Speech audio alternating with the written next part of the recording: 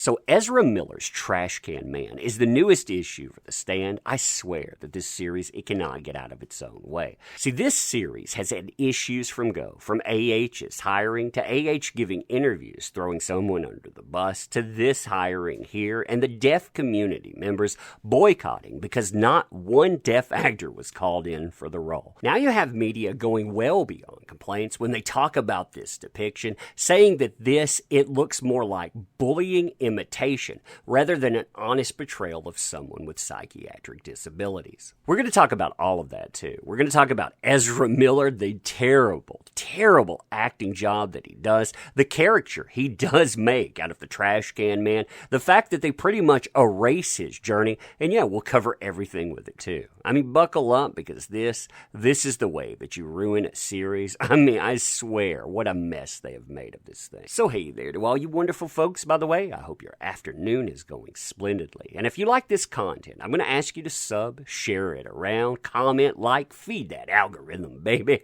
And yeah, if you don't know anything about The Stand, I'm going to explain why these things are issues.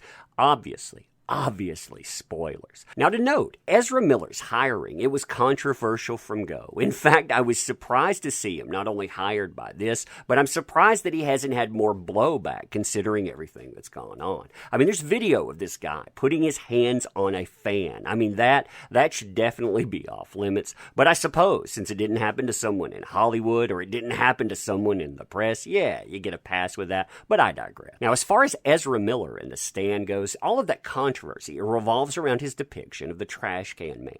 Now, if you've never seen anything with this, I'm going to show you two images here. This is Ezra Miller showcasing that character. This is the character from the 1994 miniseries. Now, as someone with a mental health background, someone that worked with the severely mentally ill for years, I can pretty much boil this down to two things. Here in 1994, you have a characterization. You see the characteristics of somebody that is mentally ill. They're on prominent display. This is someone without medication. You can hear them have hallucinations. You can see that depicted, and you can understand, again, in a world gone mad, how this could be manipulated and coerced. You feel bad for the plight of this individual.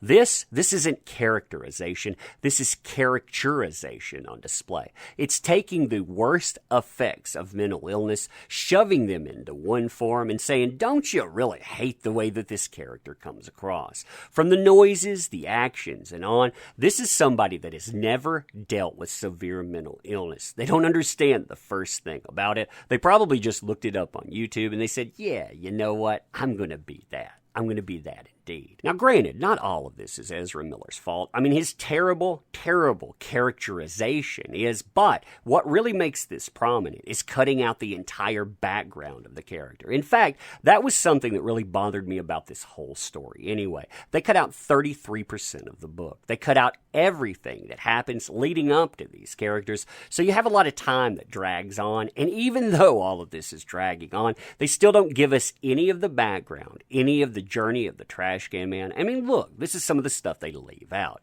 So in the novel, King dedicates pages and pages to the character's complex backstory, detailing the plot through a scenic route of his mental state. Now, I want to stress that all of this here, it's integral to your understanding and relationship with the character too. I mean, readers, they learn that as an 8-year-old. So you pick this character up as a child. He started lighting his neighbor's trash cans on fire. He would light their mail on fire, all of this other stuff. So again, that's how he gets his nickname. He's troubled too. He hears voices from back then. He hears kids taunting him and on, talking about everything that comes later. Now think about this familial relationship here. Later, the elder, we're talking about the father there, kills Donald's siblings and nearly finishes off the whole family before local cops intervene. So that's terrible. Even worse, the cop who ends up shooting his deranged father, he becomes the troubled boy's stepfather, and the knowledge impacted him in a core level. I mean, how couldn't that, by the way? How would that not be a constant reminder of everything that went on, all of the doubts and struggles? I mean, that would be horrible. King devotes multiple pages to Donald's time at mental hospitals as a young teenager, where he was forced to endure shock treatment, the opposite of the help that he needed. Now, having said that, the lack of a background, it puts more emphasis on Ezra Miller's performance, and let's just say I put that picture in the background to truly emphasize line delivery and physicality.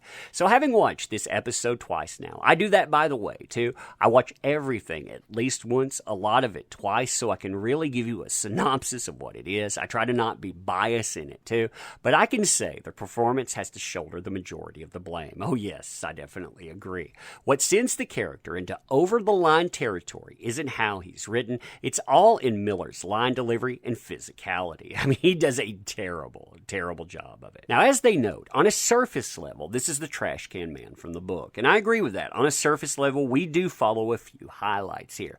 We meet him in the process of blowing up oil tankers, just like in the book. We see him being drawn to Randall Flagg, who knows that a promise of fire is all it'll take to win this poor, tragic character's loyalty, just like in the book.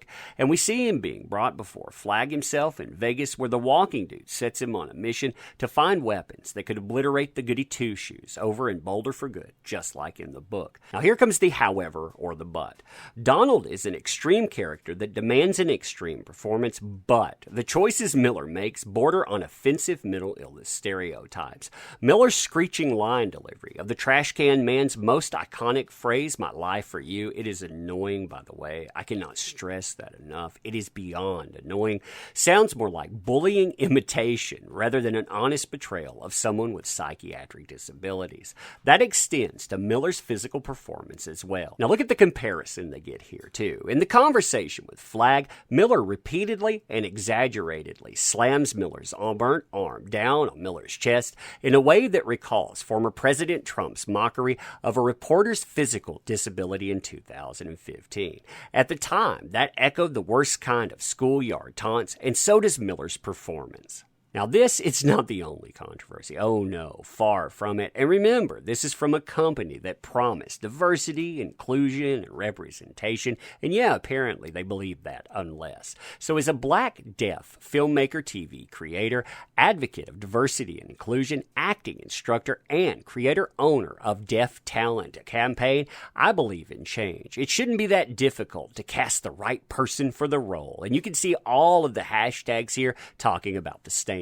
Now, the controversies we've seen extend beyond mental illness. They also extend into the deaf community. And if you feel sorry for CBS in this, remember, they came out, they pandered. They said they were going to give more diversity, more inclusion. Well, you know what? If you're going to go out, you're going to pander for bucks, you need to deliver. They didn't deliver. They get all of this blowback. And, well, I feel that it's very well deserved. This is talking about Nick Andros. Nick Andros is a character, is deaf, and he signs. Apparently in the casting of that character, not one deaf professional actor was called in to audition for the role. The decision was made without respect to and for deaf professionals, union and non-union alike. There was no acknowledgement given to the psyche of a deaf character. Being deaf is more than just not hearing. That's the same with mental illness, by the way, but hey, you see how that was treated. As they said, to boycott, big boycott, because you have, if you look at that entire community, they make up 466 million people worldwide. But then again, when we get down to it, numbers, they don't really matter, do they? I mean, after all, we see a certain person cast, we see millions of people talking about this person, what they've done out there, what they've done to a certain actor, and you know what? Hollywood, they couldn't care less. In fact, they punish said actor for talking about what he went through, not what this person did. I mean, to really showcase how much they don't matter, this person, they went on the interview circuit. You can see how many people tune into that, too, with Access Hollywood. Look at that second layer there. You have 2,000 views, 7,000 views, 2,900 views, and then 2.3 million views. Now, as far as that interview is concerned, too, we only have 1 minute and 36 seconds, but it's a minute and 36 seconds of self-indulgence. This nameless actress tells you their 2020 takeaway is, quote-unquote, adapt and survive. Adapt and survive, indeed. And you have on this right now 2,330,691 views. You have 133,000 comments and tracking. And if you look look at the up-down votes, you have 3,810 up, 461,000 down. Yeah, that says quite a bit. It says quite a bit about something, and it's not good. But anyway, let me know what you think about this stuff. And as always, I appreciate the heck out of you. You make this work. Don't let anyone tell you otherwise. Also, if you want to help out the channel, there are links in the description. PayPal, Patreon, memberships, merchandise, and of course, our luscious comic book. That comic book, it closes out at the beginning of February, too. We go to print after that, so pick it up if you want to. And yeah, like I said, thank you. I appreciate you, and we will see you soon.